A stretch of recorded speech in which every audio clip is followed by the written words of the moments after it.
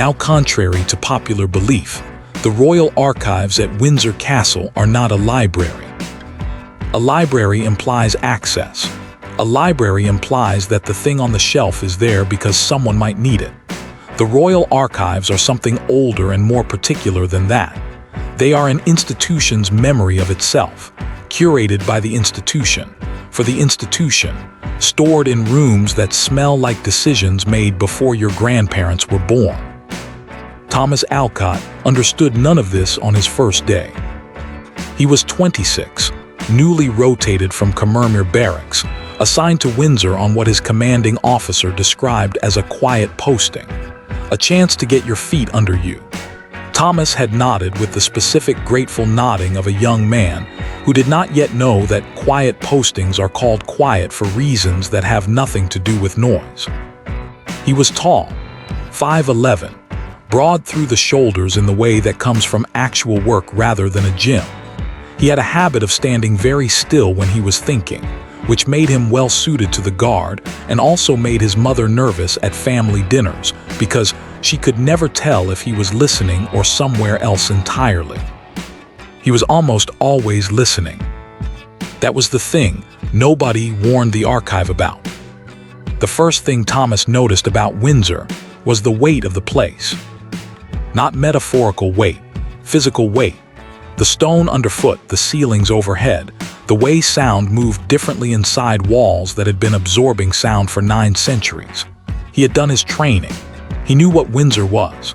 But knowing what a place is and standing inside it at 6 in the morning in November with frost on the quadrangle and your breath visible in the air, those are 2 separate pieces of information that do not prepare each other.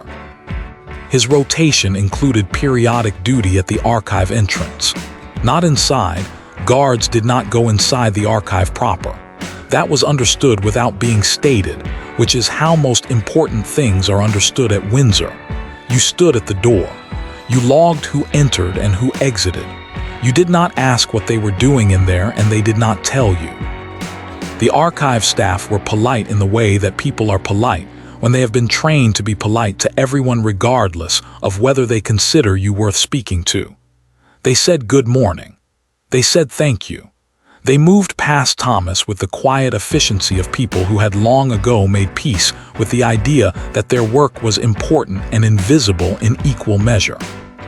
The senior archivist was a man named Gerald Fenn.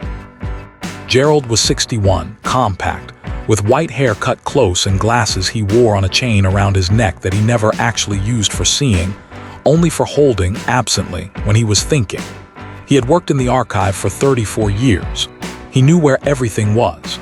He knew what everything meant. He knew, Thomas would later understand, considerably more than he ever indicated, which is a specific kind of intelligence that institutions produce in the people who serve them long enough. Gerald said good morning to Thomas every day for the first 2 weeks, without appearing to register that Thomas existed beyond the door. On the 3rd week, something changed. It started with a file that was too thin. Thomas would not have known this on his own. He did not have the baseline, the accumulated sense of what a file of a given age and subject matter should weigh in the hand. That sense takes years. Gerald Fenn had it. Thomas Alcott did not. What Thomas had instead was a different kind of attention. On a Tuesday in November, a junior archivist named Patricia came through the entrance carrying a manila folder that she set briefly on the small desk beside the door while she searched her bag for her access card. The folder sat there for perhaps 40 seconds. Thomas did not open it. He did not touch it. But he read the tab, the way you read anything that sits in your line of sight long enough. Windsor Duty Roster, Alcott Rotation Reference, Oct 12 to Oct 23. He looked at it because it had his name on it. That is the entirety of the reason, not suspicion, not instinct, just the ordinary narcissism of seeing your own name in print. Patricia found her card and took the folder inside. Thomas went back to standing. 40 minutes later, he was still standing and the date was bothering him. His rotation had started October the 1st. He had been told this clearly, documented it clearly, had the paperwork in his own file at the barracks with October the 1st written in 2 separate places. The reference on that folder said October 12th. 11 days.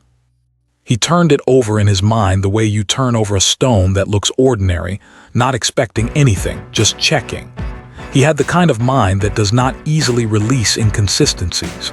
Not an obsessive quality, a structural one. He noticed when things didn't fit the way you notice when a door doesn't sit right in its frame, not alarm, just the low-grade awareness that something is not flush. He mentioned it to Gerald that afternoon. Gerald was on his way out, glasses in hand, coat already on. Thomas said it plainly, the way he said most things. He'd noticed the date on the rotation reference folder didn't match his actual start date. Probably nothing, he said. Just wanted to flag it. Gerald looked at him. Not a long look, a precise one, the kind of look that takes a measurement. Then he smiled. It was a specific smile. Not warm, not cold. The smile of a man who has stood in this doorway before, in a different year, with a different guard saying a different version of the same thing. A smile that knew the shape of this conversation before Thomas had finished having it. "I'll look into it," Gerald said. He did not look into it. Now you need to understand what the Windsor Duty Ledger actually is before any of the rest of this makes sense. Most people, if they imagine a royal record, imagine something appropriately grand. Vellum, perhaps, copperplate, a ribbon. The reality of the duty ledger is considerably less romantic and considerably more interesting for being less romantic. It is a cloth-bound volume, A3 in size, with a sewn spine and a cover the color of old mustard. There have been 37 of them since the current system was established in 1906. They are stored in a climate-controlled room on the archive's lower level, in acid-free boxes, each one cataloged with a reference number and a date range. They weigh on average about 2 pounds. They are filled in by hand. This is not tradition, or rather, it is tradition now, but it began as practicality. Typed entries early in the archive's history were found to be easier to alter without detection. Handwritten entries carry the idiosyncrasies of the writer, the particular lean of a letter, the way a specific person forms a 7, the uneven pressure of a pen held by a tired hand at the end of a long shift. These things are difficult to replicate. The archive understood this empirically, without ever formalizing the understanding, the way institutions sometimes know things they have never written down. Each entry in the ledger uses a color-coded system. Guards are told the colors mean the following: black for standard duty, blue for ceremonial rotation, red for incident notation, green for leave or absence. This is accurate. This is also incomplete. What guards are not told, what is not written anywhere that a guard would ordinarily encounter, is that there is a fourth function of the red notation that has nothing to do with incidents. A red entry made in the margin of an existing entry, rather than in the entry's own line, indicates that the original entry has been cross-referenced with another document. This sounds administrative. It is administrative. It is also the mechanism by which an original entry can be contextually superseded, without being physically removed. You cannot remove an entry from the duty ledger. The paper is continuous. The binding is sewn. But you can add a marginal red notation that points to a newer document. And if that newer document contradicts the original entry, and if the newer document is the one that gets referenced in all subsequent administrative correspondence, then the original entry becomes, functionally, invisible. Not gone. Invisible. There is a difference, and the difference matters, and the archive had understood this for considerably longer than anyone currently working there had been alive. Thomas did not know any of this yet. What Thomas knew by the end of his 3rd week was that the date discrepancy in his rotation reference had not been corrected. He knew this because he had checked. Not aggressively, he had simply looked, on 2 separate occasions when Patricia passed through with filing, at whether the folder's tab had been updated. It had not. He also knew, by the end of his 4th week, that he was not the first guard to notice something. He knew this because of Raymond. Raymond Coates was 53, a senior guard on his final rotation before retirement, a man who had been at Windsor twice before across his career, and who had the specific quality of stillness that comes not from youth or disposition, but from having stood in enough doorways for long enough that the body simply defaults to it. Raymond did not speak a great deal. When he did, it was worth hearing. On a Wednesday, eating sandwiches in the guard room, Raymond said, without particular emphasis, that the archive staff were very good at their jobs. Thomas said yes, they seemed to be. Raymond said that one of the things they were very good at was paperwork. Thomas said that made sense, given the nature of the work. Raymond looked at his sandwich. They're good at the kind of paperwork, he said. That makes other paperwork unnecessary. Then he finished his sandwich, and the conversation was over. Thomas sat with that for the rest of the afternoon. He started pulling on the thread the only way available to him, which is to say, not by going inside the archive, not by accessing anything he wasn't authorized to access, but by paying attention to what passed through the door he was standing in front of every day. In 6 weeks of duty, Thomas logged every name, every time, every folder description he could read from his position without moving. He did this in a small notebook he kept in his breast pocket. Not covertly, he was a guard. He kept notes. This was unremarkable. He simply applied his note-keeping to a slightly wider category of observation than was strictly required. The pattern that emerged was not dramatic. Drama, Thomas would reflect later, is what people expect when they imagine discovering something. The reality is more like standing in a dim room while your eyes slowly adjust, not a sudden revelation, but a gradual accumulation of shapes that were always there, becoming visible one at a time. What he noticed, certain folders moved in pairs, an older folder out, a newer folder in within the same 48-hour window. This happened with ordinary regularity. That was normal archival activity, cross-referencing, updating. But 3 specific clusters of this paired movement had a different quality. The older folder in each pair came from the lower archive, the climate-controlled room, the historical storage. The newer folder in each case went back to the upper archive, the active files, the accessible record. The dates on the older folders in all 3 clusters were from 1974, 1981, and 1989. Thomas wrote these down, looked at them.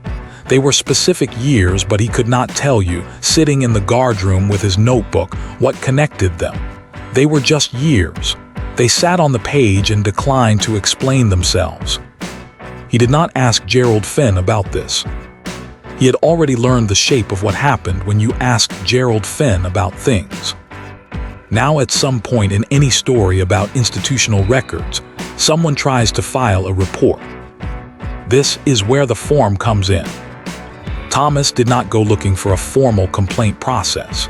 He went looking for the correct internal channel to flag a minor administrative discrepancy, which is a much more modest thing, and which he had every legitimate reason to pursue, given that his own name was attached to a file with an incorrect date.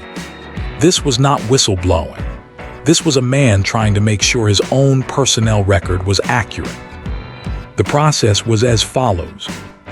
He needed to complete Form R14, which was the standard discrepancy notification for duty records.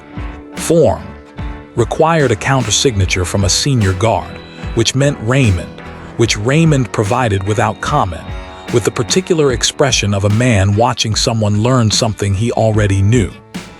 The countersigned form then required submission to the administrative office, which would initiate a senior review, which required the original document in question to be present at the review. The original document was the rotation reference folder with the incorrect date. Thomas requested it through the correct channel. He was informed politely that the folder had been updated, and the updated version was now the folder of record. He explained that he needed the original version, not the updated one.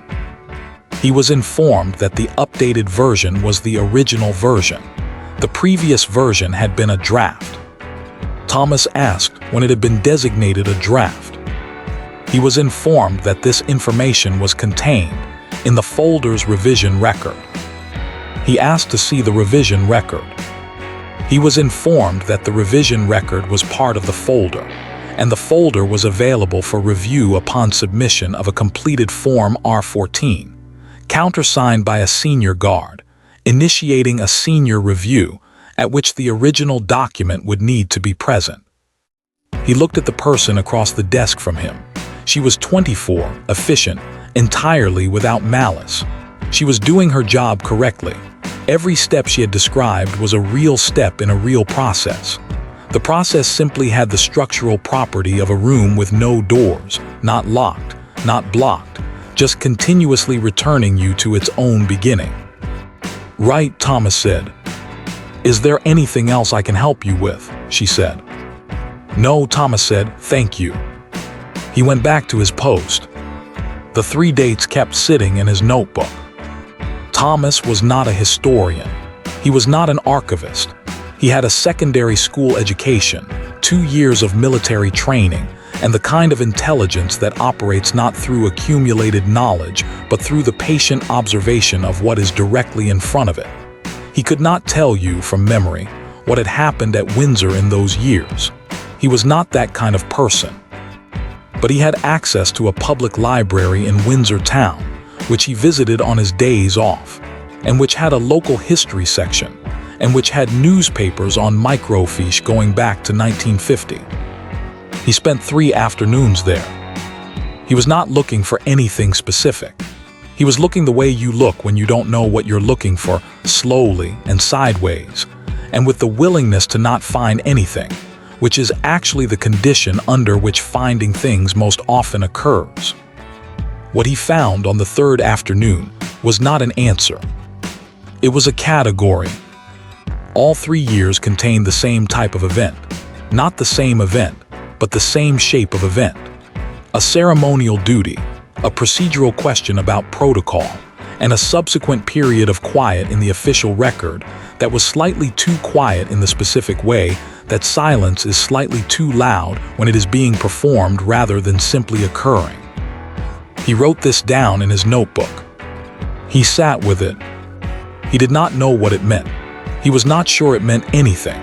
He was a 26-year-old guard eating a library sandwich on his day off, and the thing he had found was a pattern in silence, which is not the kind of evidence that gets you anywhere in particular. But it was real. The silence was shaped, and shaped silence is different from ordinary silence. The way a room that has been tidied is different from a room that was never messy. If you know what a room looks like after someone has worked on it, you can tell the difference, even if you cannot specify what was moved. Thomas had grown up in a house where things were moved. He knew the difference.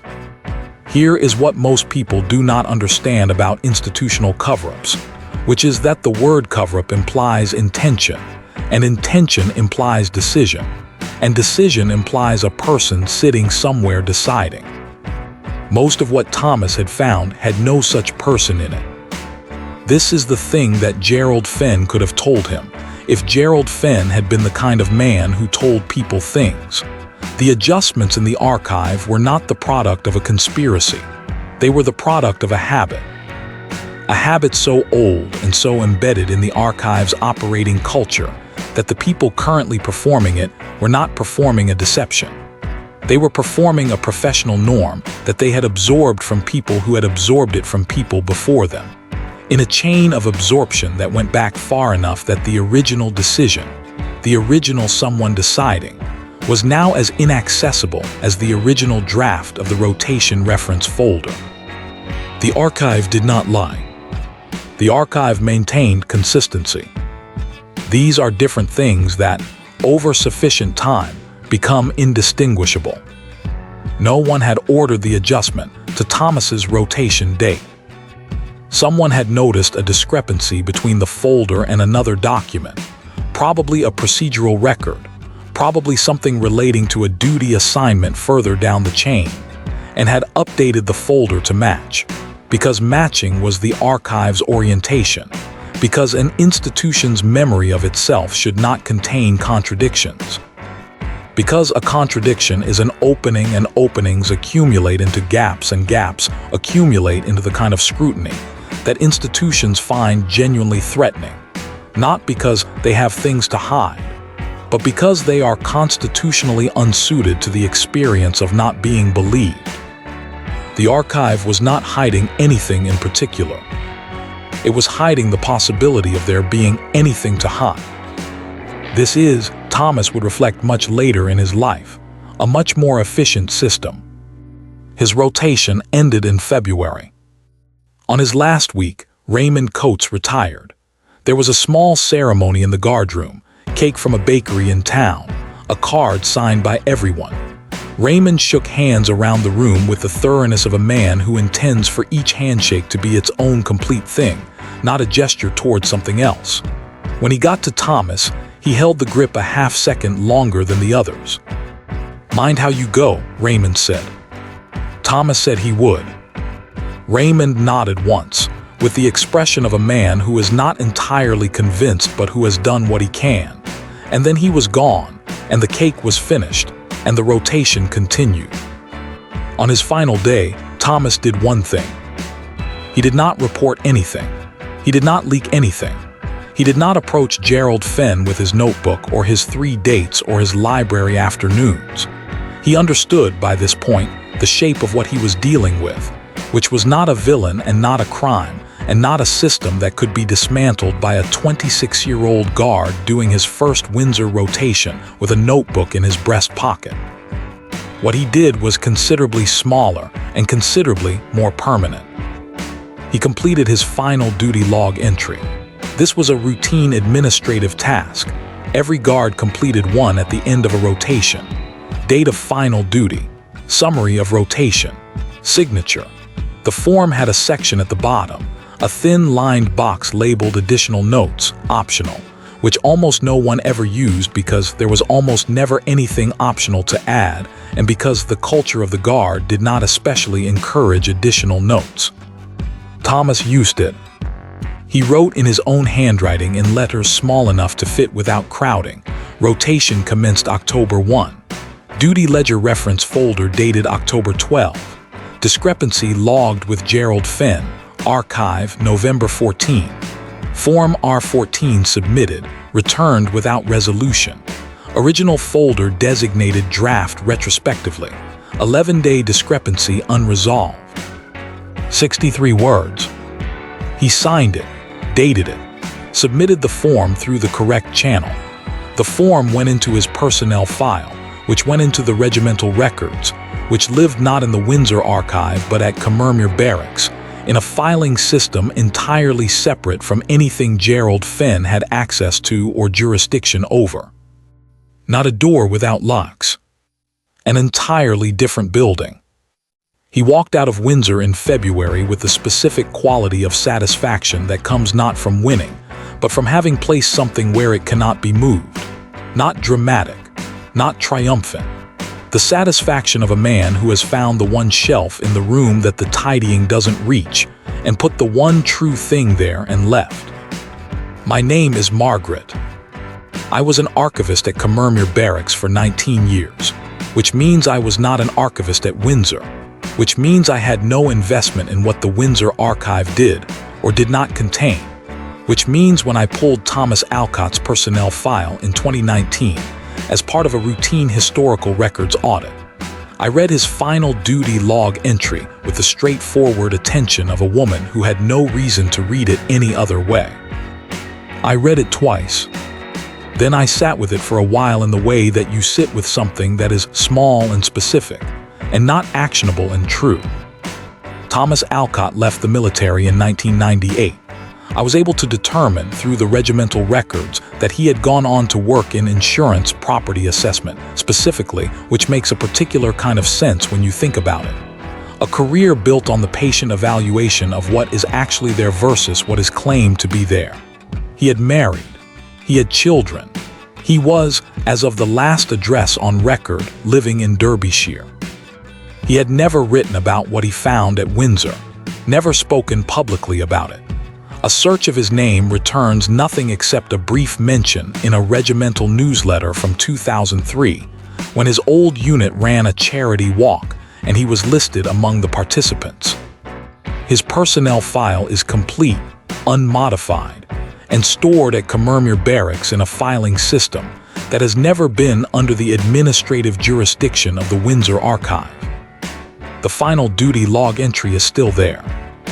63 words, his handwriting, the specific lean of his letters, the uneven pressure of a pen held by a man at the end of a long rotation who had decided, without drama, to be precise.